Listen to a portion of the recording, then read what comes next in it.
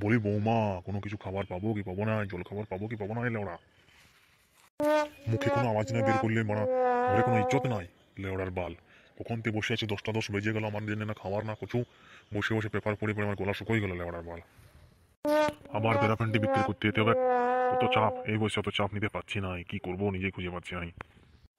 একটা ছেলে তারপর মাতাল, পয়সা রোজগার নাই তার, বাহানা পেয়ে গেছি বাড়া, দেখি খানকির ছেলে কি করে আমার বিয়ে না দেয়।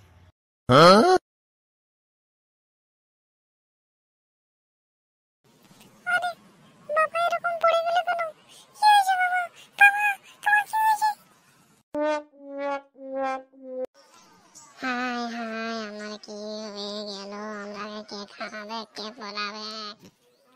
তুমি আমাদের রোজগার করে খাওয়াইতে, এবারে আমরা কি খাইয়ে থাকবো? বাঞ্চুদ মাতালের গলায় ফেলে চলে গেলে আমার ছেলেকে কি করে মানুষ করবো? খুব ভালো লোক ছিল, সাইজ দেখেই বলে দিত কত মাপে বেড়া লাগবে। গো, এই বসে মরার নয় এর। হ্যাঁ হ্যাঁ, আমারও এর জন্যই সাইজটা ঠিক ছিল, এবারে জানি না কতটা নিচে চলে যাবে।